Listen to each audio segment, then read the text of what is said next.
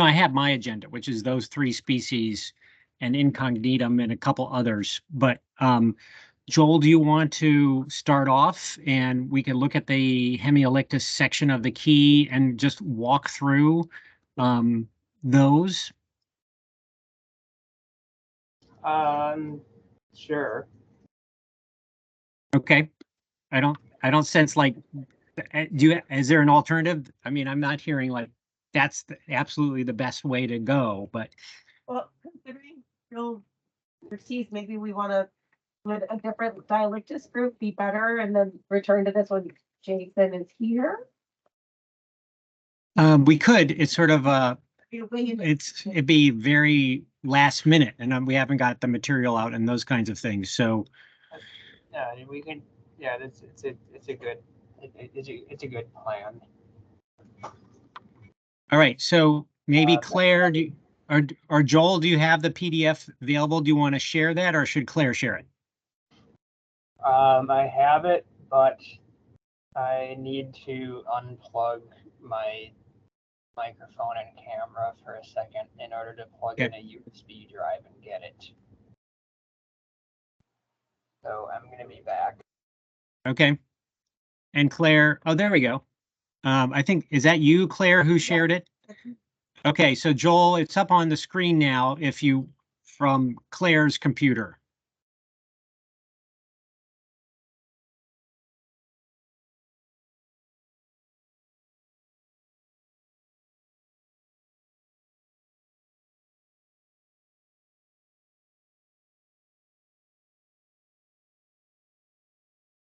So Claire, do you want to scroll down a little bit till I think we can, in lack of anything else, let's just go right to that section that has Berkmani and Macupinense, which is a head difference mostly. So let's go back up to where the couplet is referring to 9. Is it the previous one, or is it jumping from somewhere else? So here we go.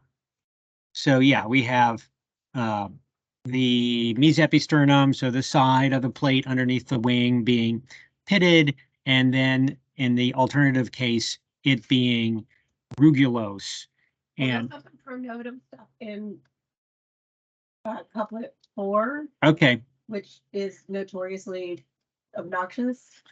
Yeah, we can look at that too. The sharp pronotum takes us into a lot of these pretty specialized species. So pectinatum is physalis specialist. Sopinci, swanky, and federense are all sand specialists, much more common in the Midwest, but less so. And then the alternative when you have just the smooth collar is we get back down into some of the ones that we see more commonly. So I can try and pull since we don't have a Jason not here, I'll just go pull a Sopinci. I'm not sure I'm pronouncing it correctly.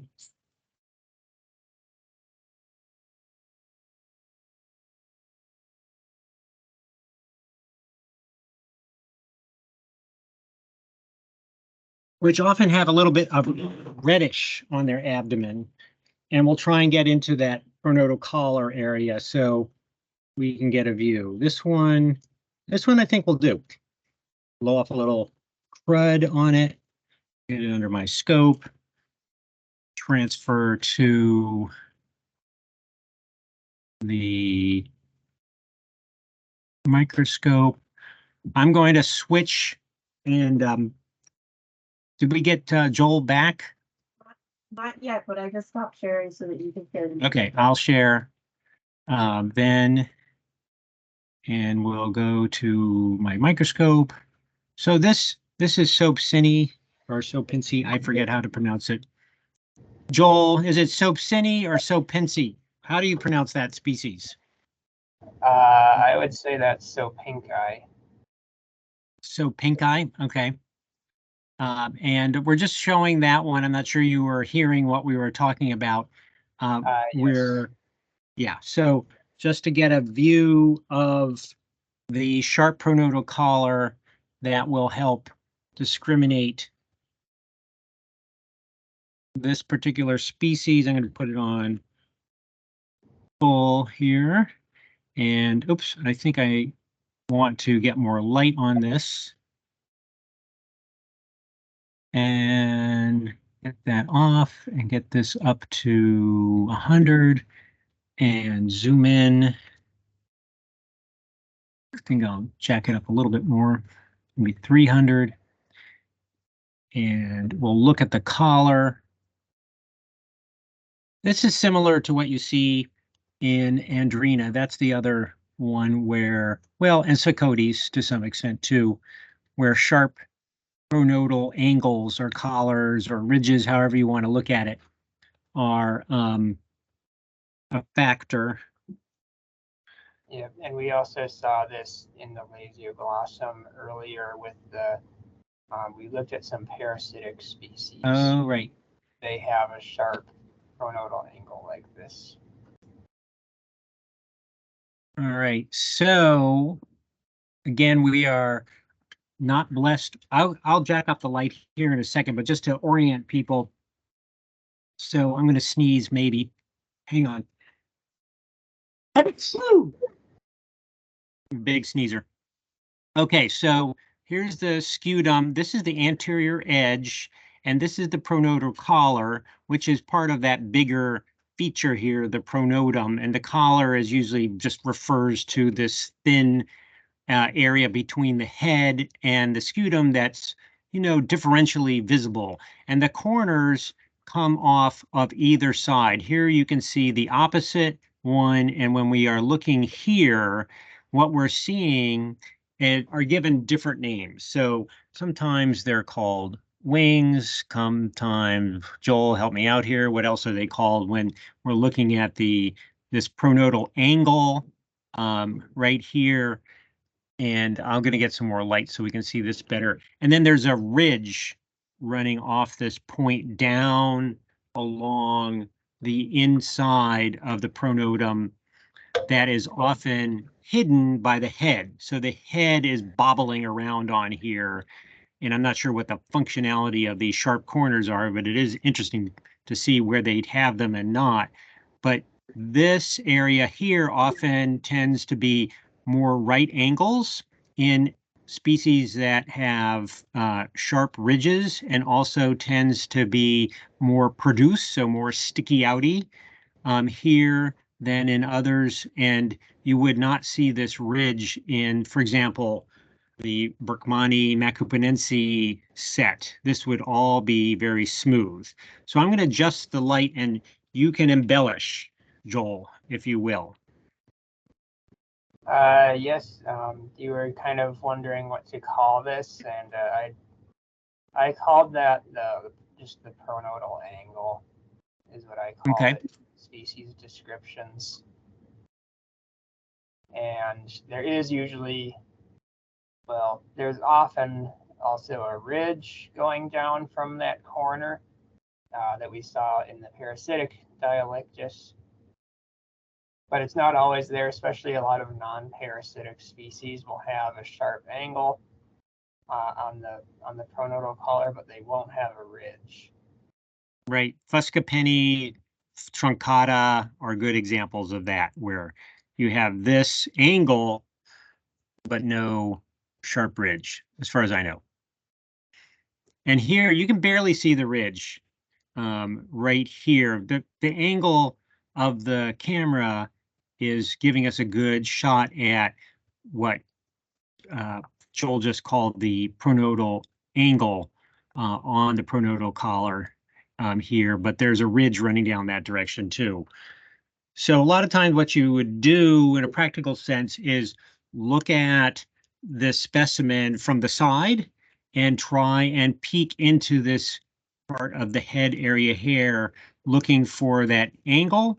That's very definitive for this group.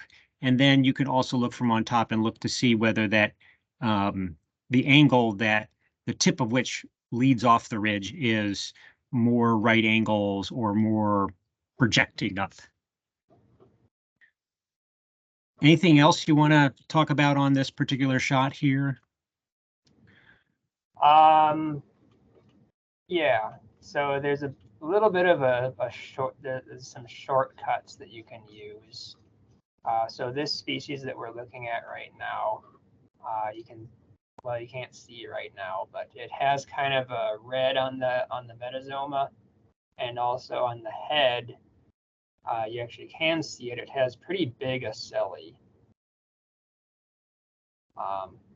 almost like a Sphecodogastra in the strict sense. So there's the Sphecodogastra as they were originally defined by McGinley, all those Oinothera specialists, and they have those really big ocelli, and a lot of them have red metazomas. So these Hemihalictus look a lot like that, except they don't have those specialized scopa for collecting the special Oinothera pollen like the Sphecodogastra do.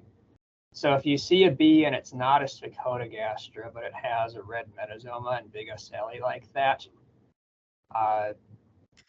you can like kind of use that as a shortcut. Like, okay, go that way in the key. When you get to couplet 4, go the sharply angled route. That's where all those species run. Yep. So there is, so this particular species, do you call it sopinci? How did you pronounce it again? Sopinci. Sopinci, and is red sometimes and also black. So I've seen populations like in South Carolina and these sand hills and things where it's the same species, but some have red abdomens and some have black abdomens. So just beware that it's helpful when it's red because that really eliminates things. But when it's black, you can't also eliminate it from the possible list. Yep, and Swanki can also be red. Yeah, and we get into that with Andrena. So some of the red abdomen and Adrena sometimes have red abdomens and sometimes have dark. And it seems that in a lot of bees that are not committed to having red abdomens, like Sphecodes, that the amount of redness can come and go. Hylaeus ornatus is one that really is confusing because almost all of them have red abdomens and then a few don't. And so it leads to weird identifications sometimes. I think we kind of have that one figured out. Actually, all right. This is actually kind of a little bit of a nice segue into something that's a little bit off topic. But I had a couple of Western Hemihalictus here just in case we wanted to show them. And there's a really common, really easy to recognize Western Hemihalictus called Evylaeus that it's a Hemihalictus with a red metasoma. As far as I know, it's always red. So I can show that and kind of explain how to recognize it because it's pretty easy actually. Oh, so Jason, is that a sharp collared one too? That's Joel. Not. Sorry. Yeah. Okay. Sorry, Joel. But Jason, go ahead. Yeah, I'm trying to see if I'm sharing my screen here. All right, so yep, this is a Lasioglossum ovalliceps. This is a Western species. It's pretty widespread. It occurs in the Rocky Mountains all the way west to Washington and Oregon. And it's a pretty standard looking Hemihalictus. It doesn't have that sharp collar that we were just talking about. It doesn't have big ocelli. It's a pretty smooth bee, but it has this red metasoma you can see here. And then the key is to look at the face. So it has a pretty long face. This head here is very much longer than broad. And that combination, long face plus red metasoma, is unique. There's no other Hemihalictus that has that combination. So if you're in the West and you see long face, red metasoma, it's Evylaeus. There is a few more species that have short heads in a red Metazoma, so watch out for those. But yep, the long face is unique. So Joel, if this makes sense to you, I've got a Macupinense on deck, and we can look at the collar and the pitting, and then talk about identification of that species and evolve from there. Does that make the most sense, or do you want to go a different route? That makes sense.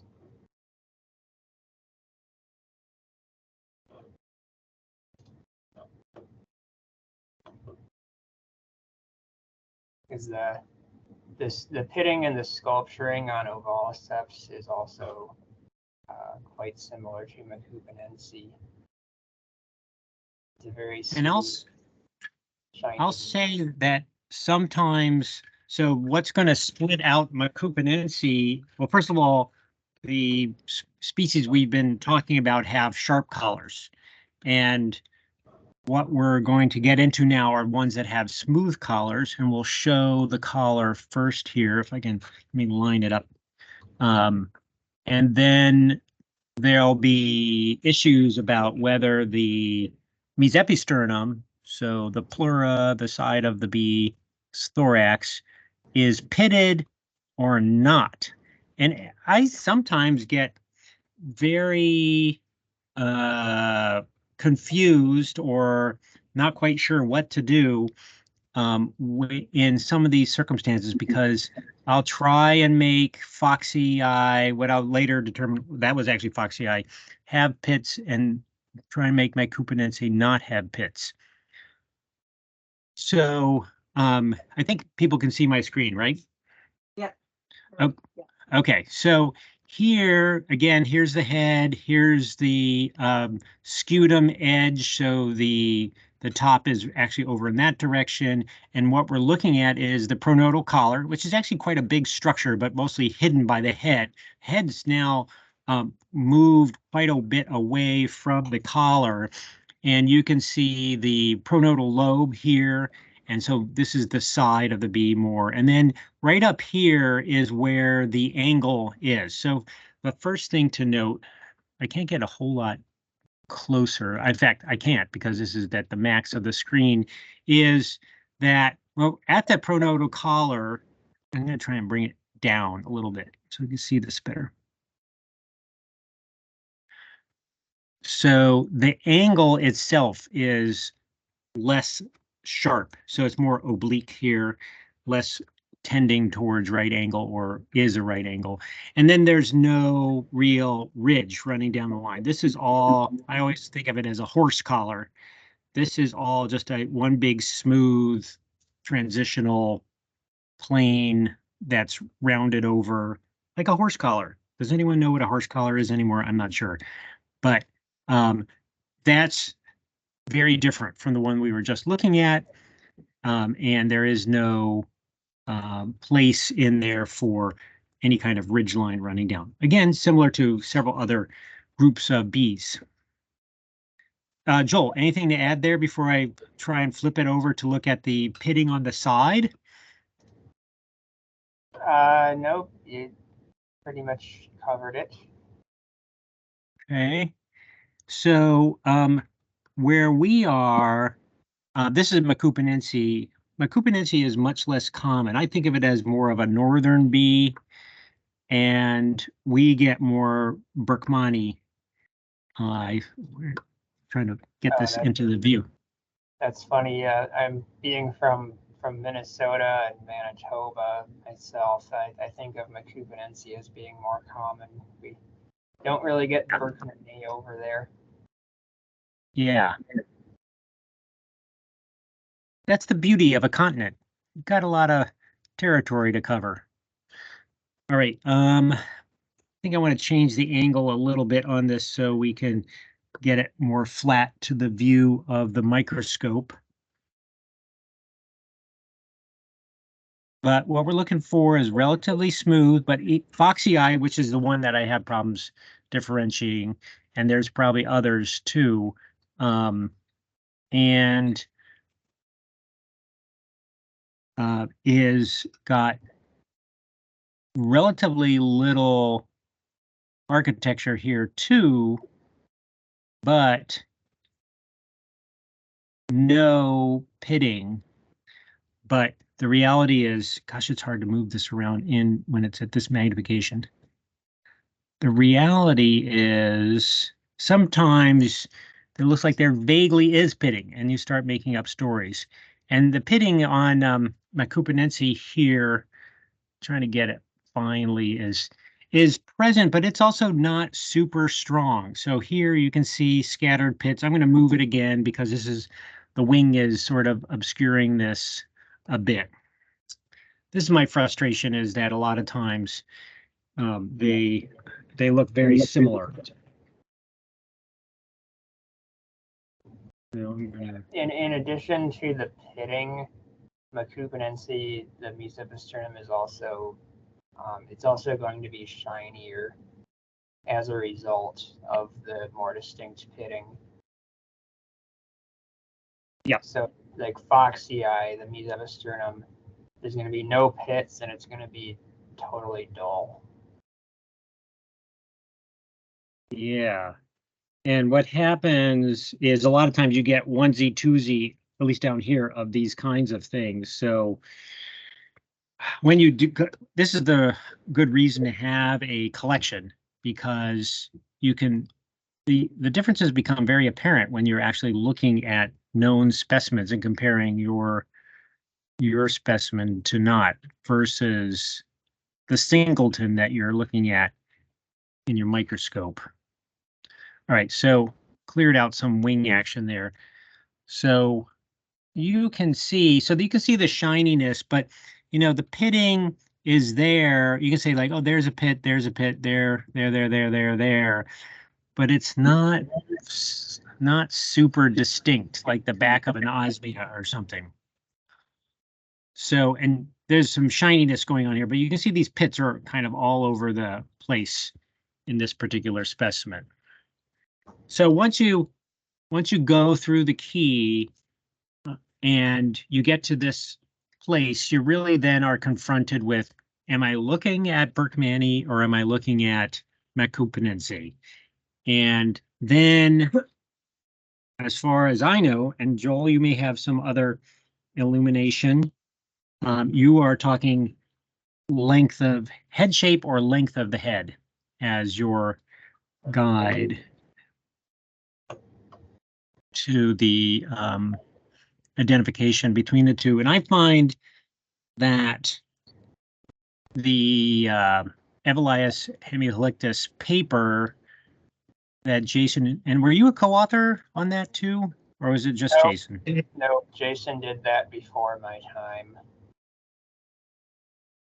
Got it. I'm trying to get this in focus here. That they have really good head shapes, and I use that as often because I don't have a measuring reticule, and most people don't on their microscope. And so what happens, you're stuck if you don't have a measuring reticule. It's like, well, is that, and Jason has some good measurements. I don't even think they overlap. This is a little bit of an oblique shot here, but you're stuck with, oh, what am I supposed to do here? These are measurements and they're just a little bit different, but the picture is actually quite nice. And you'll see when we put up Berkmani up in a second that the head length is pretty apparent. So that can be used. You can also could send it to Jason or get another opinion from someone else, or hopefully somewhere in your life is a museum that has the updated identifications, because these two names got, if I recall right, were just swapped in the Mitchell and previous versions of Evylaeus, people talking about Evylaeus. So if I have it, was a pretty much straightforward Lasioglossum or Evylaeus. Berkmani and Macupinense had the opposite names for the same species prior to Jason's revision. Do I have that correct, Joel? Yeah, that's good to mention because most of or a lot of old specimens in museums that were determined prior to 2013 going to have a high rate of misidentification. So I'm gonna pick up Berkmani now and put that up there. But Joel, do you have anything else to say while I'm futzing around with this, or maybe we could have Claire show the guide? Yeah, I don't have too much to add. There's the head is pretty much the best character for separating those two. Maybe the only character. There might be some others, but they would be very, very subtle. Yeah, and even the head is pretty subtle. So here is I'm putting under the screen, and you can see those differences are pretty darn minute in terms of the ratio in there. And in other sections of this key, you can see differences that have to do with the teeth and the pattern of the teeth, which is very nice on some of the hind tibial spurs. But in this case, you're stuck. So let's jump back out. Can you go up a page, Claire? Oops. So we got to this section by being pitted, and then when we have the rugulus one, we're going to go, which were foxii should live there. We're going to go down, and the previous section was the section that had to do with sharp-angled species, which we can return to, but they are essentially really specialized and very uncommon species in general. Okay, so I'm going to share, and we'll look at a Berkmani head, Berkmani eye. I can't remember. Too many eyes. So look at there. And now we'll line this up. See if I have the head in. So we're looking for a relatively less. So same thing, the pleura, the side, the mesopisternum pitted in almost the exact same way. And I think you would have seen something if Jason or someone else had been able to come up with a difference other than head shape. And I believe Mitchell did the same thing. Okay, so without a comparison of looking at pictures, this is can be a really tricky call. So that's why I don't think we have Jason's pictures or any pictures of the head shape up right now in the Discover Life keys, but you can easily find them in a nice figure on Jason's monograph. So that's it. It's a little shorter, and I wish I could put them both up next to each other, but it's a noticeable difference. And even if you have problems comparing them to the pictures, works pretty well. Joel, any further comment there?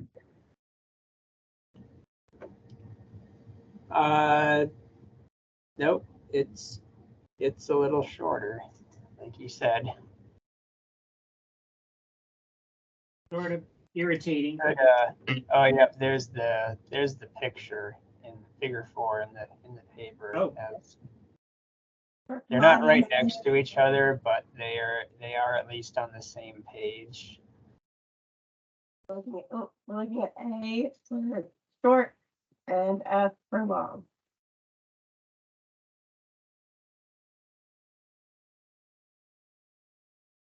And I'm looking at oxy now. So, oh, there it is. So, Claire, if you could go, if you haven't gone already, to now back to the key.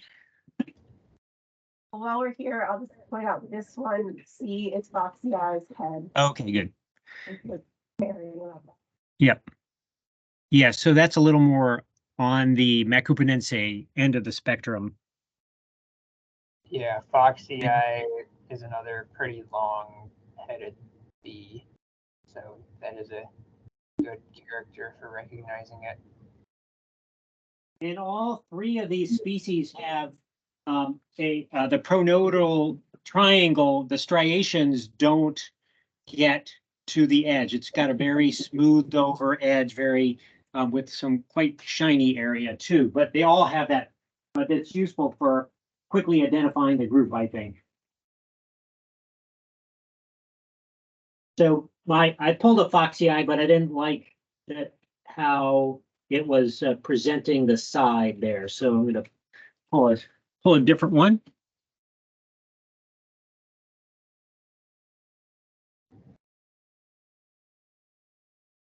So if you're following along in the key now, we skipped couplet 10 because that's where you separate out the Evylaeus. Actually, truncatum separates there too because it looks a lot like an Evylaeus, although it's not. But we skipped that couplet, and then we skipped couplet 12, where you judge if the propodium is carinate or carinoless. That's where you separate out all the Sphecodogastra from the Hemihalictus. And we covered that in the first class. So we also skipped couplet 16, which is just recognizing Lasioglossum lustrans, which is a pretty rare bee. You don't see it very often, and it's not really hard to recognize. It has a very distinct metatibial spur, and it only has 2 submarginal cells. So we're on couplet 17 right now.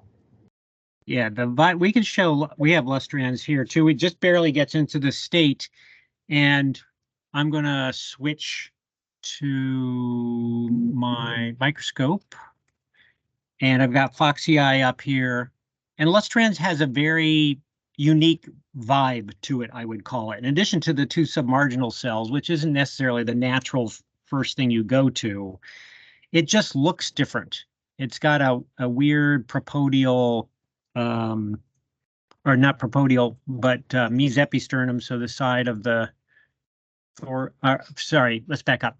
Doing too many things at once. The propodial triangle area and the propodium looks different in that it's difficult for me to describe. But you would know right away, hey, I'm not looking at something I normally see. Okay, so here is Foxii, and we're going to get magnification up. Again, I have a little bit of difficulty showing the side in this particular specimen, but as Joel mentioned, so first of all, notice this is not at all shiny. It's not flat. There is some goop on there, let's call it. And so that's a really good character. And then you get into trouble, or at least I get into trouble, because like, is that a pit there? Is that, are these other things pits? So the notion of pitted, not pitted gets a little foggy here. I can maybe help clarify that. Yeah, that'd be great. So when I or Jason say that something is punctate or it's pitted, what you're really looking for is really neatly round circular pits. It'll be kind of like you took like an ice cream scoop. Well, an ice cream scoop is pretty deep. It won't be that deep, but kind of like a shallow round depression in the integument. And these things, there are like little divots in the integument here that, like Sam was saying, like, oh, is that a pit or not? But if you look at them, they're not round. They're kind of irregularly shaped. It looks more roughened. It's a little bit more like you had like several people taking ice cream scoops out of the integument, and they're all kind of blending together, so you get like the top of the ice cream is it's just all rough and choppy. It's more like that. So you don't get those like deep, round, circular pits in a case like this. That is a great description that we need to add to the guide so that we are clear. So Claire, let's make a note. Okay. All right. So otherwise, if you're looking at the top, this would probably align more with Maccupenense because it's got more of that head shape, but they all would look similar because you've got a smooth collar. Actually, you can kind of see the collar better here because the head has pinned this specimen. It's pinned at a crazy angle, but you can see here, like the head is almost completely off the specimen, and you can see very nicely this very round shaped pronodal area. And let's zoom in a little bit here now that we have that specimen. The other parts are destroyed by the pin, but you can see that it's very smooth. There's not a lot going on. All right. So if maybe we can go back to the key, Claire. So I think, Joel, do you have a particular direction you want to go? There's a bunch of, for example, truncatum is an interesting specimen that does get thrown in here, and sometimes is like confused with Fuscapenny even, if you can't, particularly in the males, but if you can't see and aren't careful, I would say. And I'm not sure that you have, so let's back up. Truncatum, what subgroup is that? Truncatum is a Sphecodogastra. Okay. It kind of doesn't look a lot like many of the other Sphecodogastra, especially in the east. There's some western ones that it looks more like, but in the east it will be very distinct from all the other Sphecodogastra, and it really looks a lot more like Lasioglossum syncopies, which is an Evylaeus. So that's why those two come out together in the key. They're different subgenera, but very superficially similar. So let's go there. I think I've got a truncatum here. I mean, people can shout out what they're interested in seeing and things, and we'll try and accommodate that. But try and pull up a truncatum here. Make sure I got it right.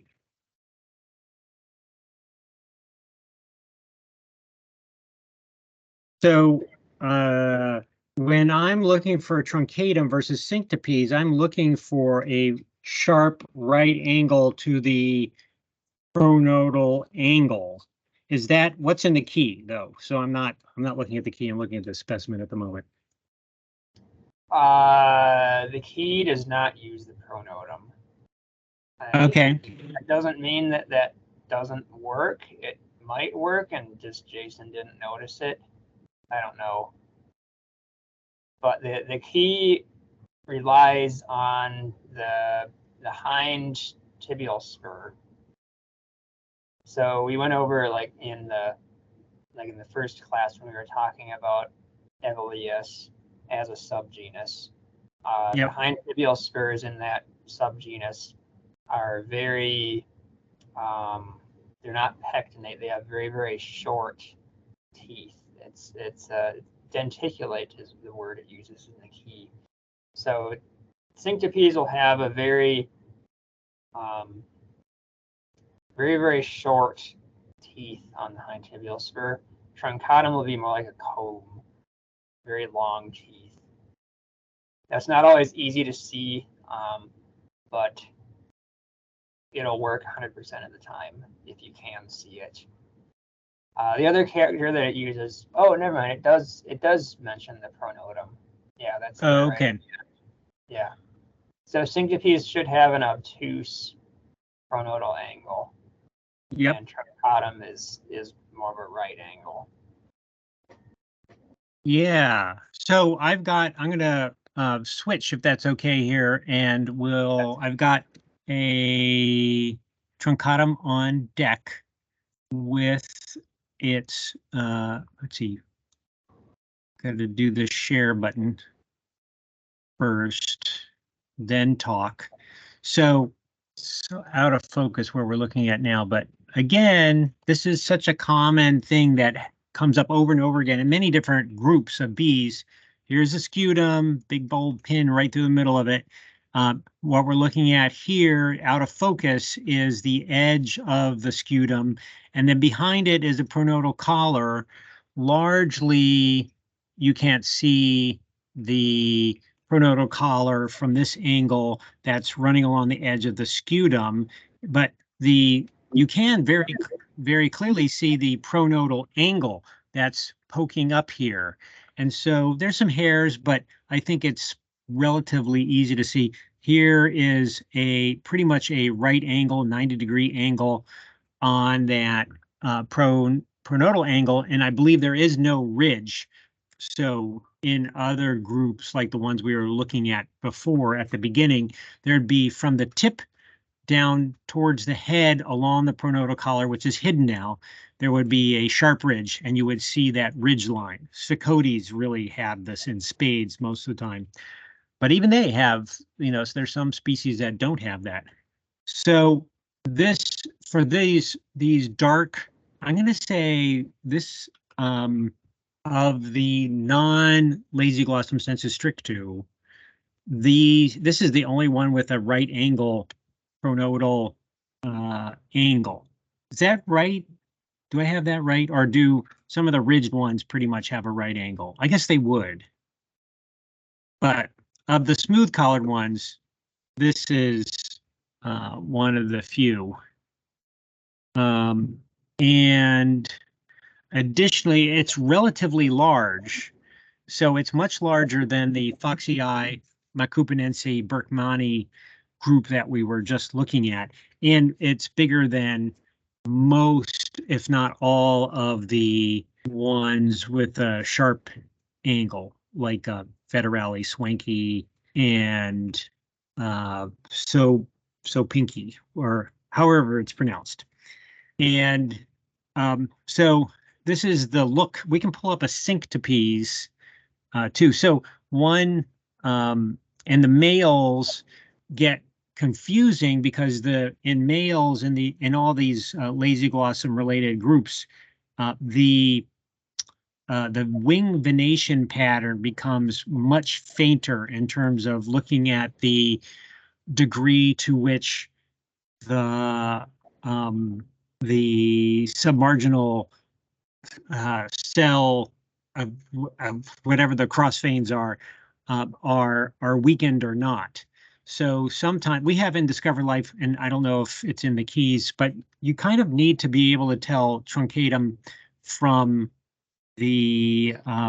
Fuscopani because it also has a nice shiny right angle too. In some circumstances, it just gets confusing. Anything? I'll go look for a syncopies, Joel. If you have anything else to say about truncatum, it's kind of a mysterious species to me. Yeah, Sam didn't really show it, but another good character that's in the key to separate truncatum from syncopes is the T2 punctures.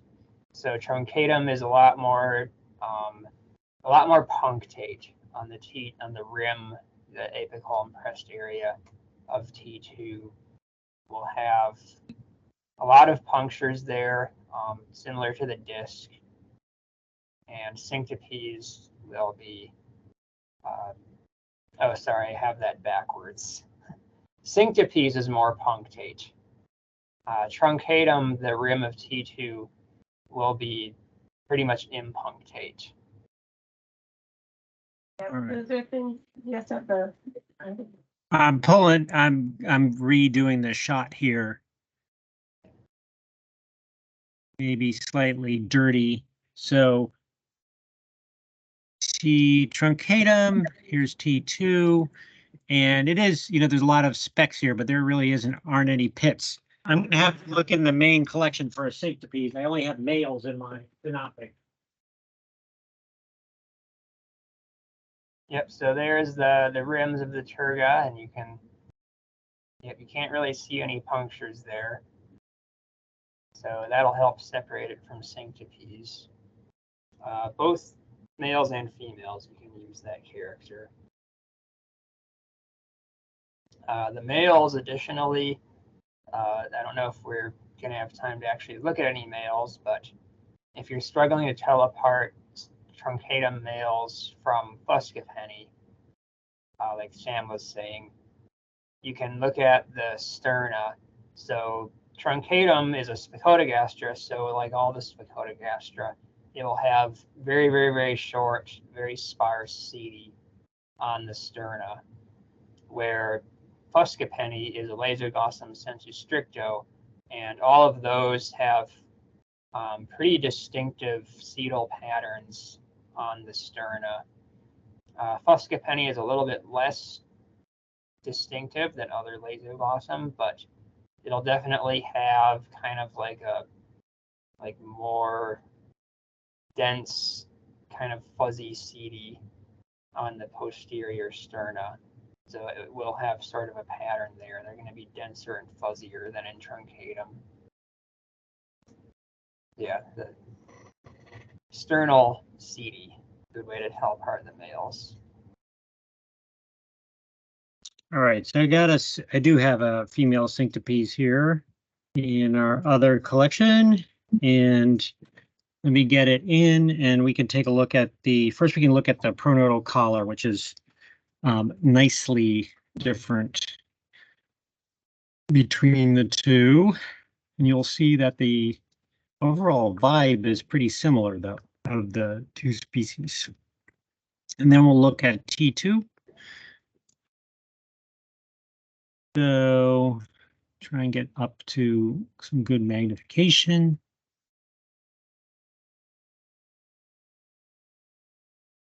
All right, quite different. So here's the scutum right through here. This is, you can see a little bit of the pronotal collar. Then we get to the angles, and you can see here that it's nowhere near a right angle. In fact, it's very oblique, very low sloping in that section. If we look on the other side, same thing. You can barely make it out amidst the hairs. It's such a low angle. So that's nicely different.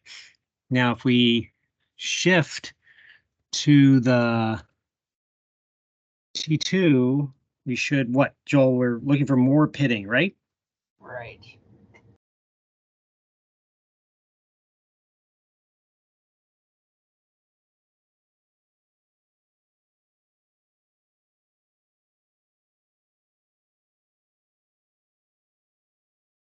I am looking more at T1 there. So let me re-angle this. Here we go.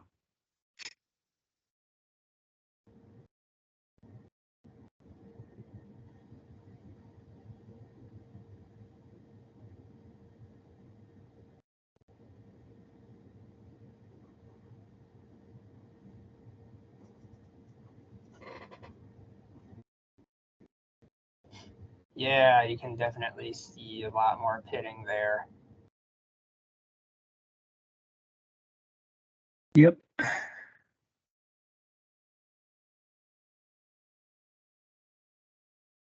Move it more towards the center. Center is a little more difficult to see because of the reflection of the light at this point, but yeah, you can see it really well on T1 actually on this specimen. So the key specifically is T2, but it's there on T1 as well, and you can actually see it really well in this shot. Up there, yeah. All right. So maybe we should we jump to Quebecense, which Oh, we have something in the request? Yeah, Quebecense, Oh, okay. Boreale and Quebecense. And Okay. Well, I'll go get Quebecense. Do you want to talk about that group as a whole? Jason, while I'm looking that up. Yeah, so this group, it's very, very difficult. The Matthew Carlson said, I have a really hard time with these species. And I think everybody does. Even Jason had a hard time. You can tell in the key that he's kind of struggling to come up with characters, like especially in the males. You know, the warning like you should pull out the genitalia if you have males of these species. And even if you have the genitalia, it's still pretty subtle, trying to tell them apart. So probably Quebecense is the most distinctive one. Yeah. That, at least in the female. That one is not too bad, but it's still pretty subtle. And the other ones are very, very difficult. It's pretty much like the Viridatum group of Dialectus. This is the Sphecodogastra equivalent of the Viridatum group. And there's a bunch more do we in the West. So am I live here at this point? yeah, Okay. So I'll just mention here in Maryland, we see lots and lots of Quebecense, but only in the spring and only in woodlands. Or if not, it may not be entirely restricted to woodlands, but it's going to be near woods. And then they disappear. So it's very unlike a lot of the other Lasioglossum group, which are usually out the entire year. This one just goes from extremely abundant to gone and is really only in forested environments. So when I'm looking at the vibe, because I see them a lot, right? So the vibe is, first of all, here is a fairly long pronotal triangle, and it's a little bit squarish. What did you say? Sorry. Propodial triangle. He said pronotal. Oh, sorry. Propodial triangles. Sorry. There we'll try and get a view of this. So syncotypes can look a little bit similar, but if you actually looked at recall the last specimen, this area is very round and the striations have a different look to them. And then the hairs along the rim of the tergites are much bolder and brighter and distinct. In Quebecense, they tend to be, the hairs, as we can kind of see here, tend to be brown and thinner in comparison. And then also fade into the tergites quite a bit. We'll see, and I'll change this, that the carina that are running up the rear face of the propodium meet up here at the edges, at the corners, with the propodial triangle thing. Let's call it a thing, is very professional.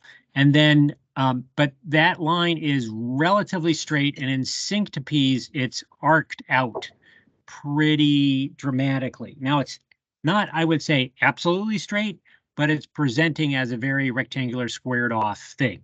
So I'm going to shift the view here. And Joel, do you want to talk about some of those differences too?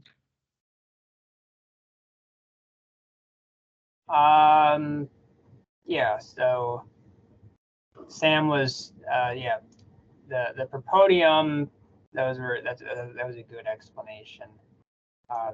With the band, the CD on T2, Sam was talking about how they're not as old in Quebecense, and that's specifically referring to the basal bands. So syncotypes and truncatum, those will have like really Lasioglossum sensu stricto like basal bands of tomentum, really dense white bands at the base of the segment. Quebecense does not have those. Quebecense almost has like apical bands, almost more like a halictus, but they're not very distinct. They blend a lot more into the segment. So they're kind of loose, kind of sparse, not very well defined bands, but the CD on the rims of the segments are definitely denser than they are in the middle, so it kind of has bands going on there. That's what you're looking for. And we're wrap this one up. We did start a little bit late. I want to get the look, because this is used a lot, and I'm not sure because I'm not looking at the key that Jason wrote, whether he's using this a lot or not here, which is the shape of these side carina, the carina that are raised lines that are dividing the side of the propodium from the rear face. So here's the rear face. I am not getting a great shot at this, but the carina are running down, and this edge, while maybe slightly arced out, is when you look at it, it presents as very straight. There's like a microfiber in the way. You can, if you can like take a pin and just like get that out of the way, brush it off. Here, maybe I'll blow on it. Hopefully I have solved that problem. Oh, there we go. Look at that. The crude technique, or maybe it's not all the way gone, but I think this is a pretty good shot.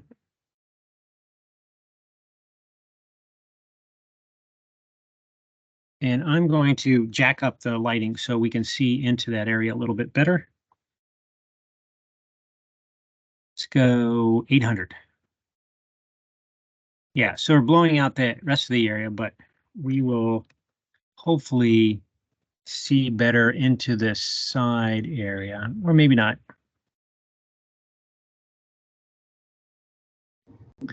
Gosh, it's a little hard to see, but anyway, there should be lines running down that are relatively straight, and that also presents. But the abdomen, this pattern of these loose, that very undefined banding, and also heavier kind of gray or brown bands here along the rims of the tergites are pretty distinct. So yeah, those are the Thymbrae is the word that Jason uses in the key. Yep. So unless there's any questions, and Claire has mentioned that we are basically out of time, but Joel, do you have anything else to add about the group as a whole?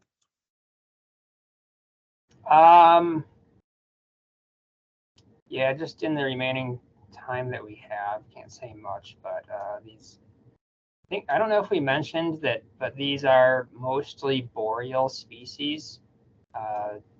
Quebecense can get further south than the others, but a lot of them are restricted to the northern areas. Like Sam said, Quebecense is a forest bee, so where it occurs further south, it'll be in the more forested areas, more like the boreal habitat.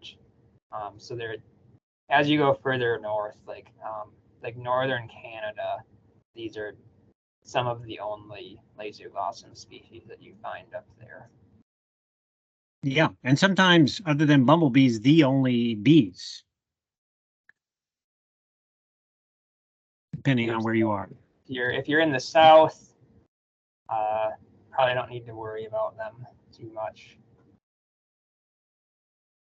Yeah, well, you can pick up syncopees pretty far south.